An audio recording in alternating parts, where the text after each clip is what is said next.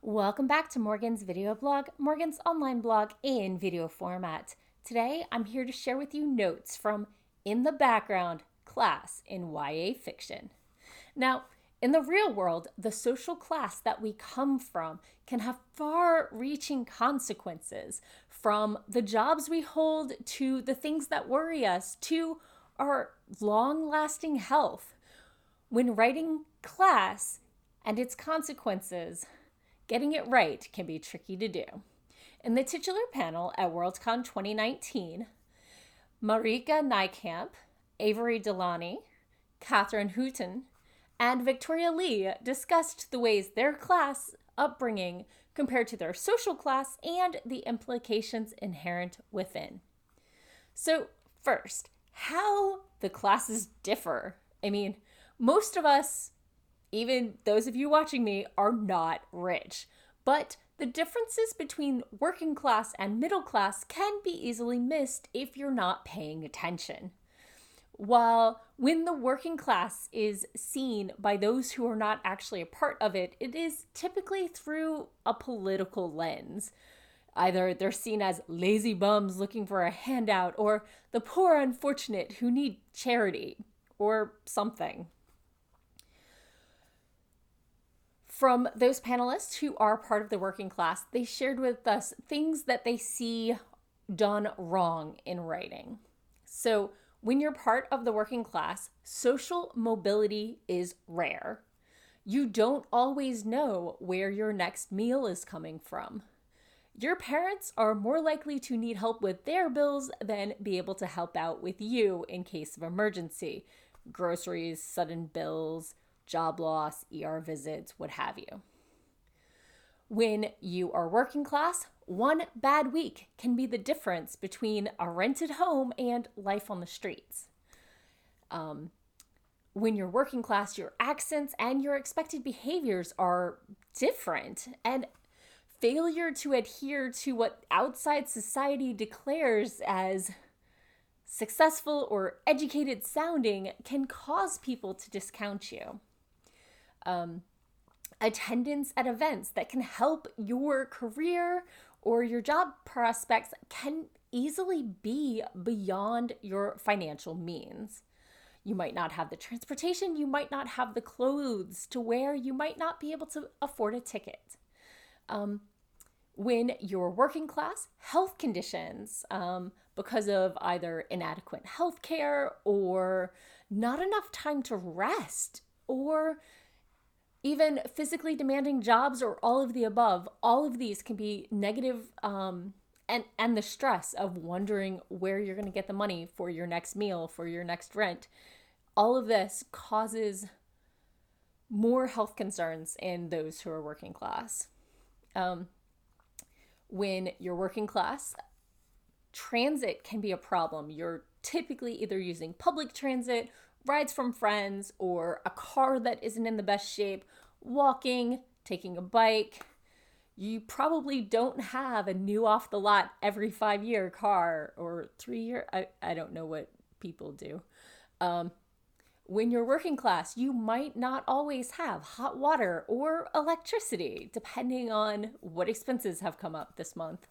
And when you venture out into the wider world, accent and speech patterns and clothing are all looked down at and seen as something to hide when you're not home. And that can be exhausting, not being able to be yourself or being dismissed if you are. And working class tends to be pretty diverse. So middle class, social mobility is an option, either up or down, at least as far up as upper middle class. Rich might be more of a struggle. When you're middle class, when things are bad, you eat cheap, non-nutritious meals, but you probably can still afford ramen or Chef Boyo. When something goes wrong, your parents can probably help. They might not be able to pay for your car repair or rent, although they might, or bail, but they should at least be able to pay for a bag of groceries. And the middle class actually tends to be a lot more homogeneous.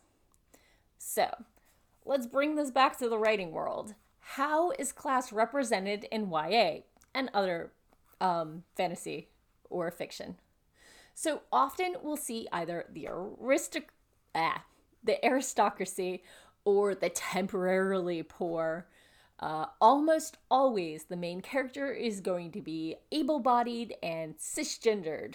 Their gender matches what they were declared at birth. And at the end of the story, the ending, the resolution almost always involves elevating that main character out of the working class, implying strongly that the character growth and work deserves an improvement, and that being working class is not something to be proud of or strive for, that it's lesser. And after one or two snafus, the uplifted quote-unquote character fits in fine, seamlessly with the upper class or the aristocracy. They're, not finishing their meals because they're stuffed and eating with the right forks. And no. And in these worlds, even if they do deal with complex issues, if there's a diverse character, they're probably not intersectional. They're not disabled and working class and a person of color. They have to have one token diverse trait. Why? The world is not like that. So, why do we not see these things in books typically? If you have seen it in books, please give me links below. I'd love shout outs and suggestions. But why don't we see more diversity? Why don't we see people coming from and staying in a working class situation in novels? It boils down to who is writing and for whom. So books in general, and YA in specific, are written by those with the time and the energy to do so. Books are sold by those who have the money and energy to promote them. And those factors result in very few working class authors. When you're working class, you're tired and you may not have the resources. Also, when you go to publish, publishers look at past sales, and if they don't see any because they're not selling them, they assume there isn't a market and they won't buy working class authors' works. Although, as after the success of The Hate U Give, there has been an upswing in more working class novels, but publishers are still looking at them as a niche, as an issues-driven novel. And publishers typically only snag one book per niche per publishing cycle. So instead of saying, we're going to publish 20 books and getting 20 opportunities to be published, they're saying, oh, we only need one working class novel.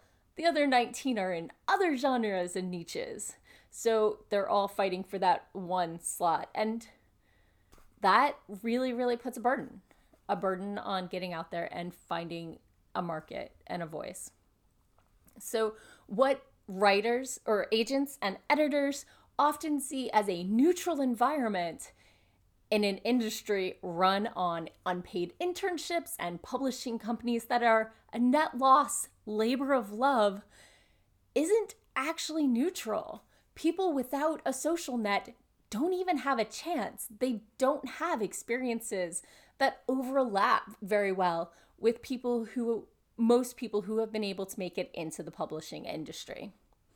Many of the guest speakers at Worldcon from working class backgrounds only were able to attend thanks to grants and scholarships and sponsors from schools that they worked at. And others were completely denied visas to enter the country to speak, even award winners. Money talks, and without it, you're left on the outside, so far away you can't even look in. Worldwide, there are millions of people without access to education, much less to libraries. Libraries are not entirely widespread. They're not necessarily local to people. Think of all the stories we're missing because these people never had a chance to share them. So, that's the reality of the situation. How can you help working class or diverse writers get visibility? How can you mitigate the class segregation inherent in the publishing industry? Share their work, promote their work, leave room at the table for them.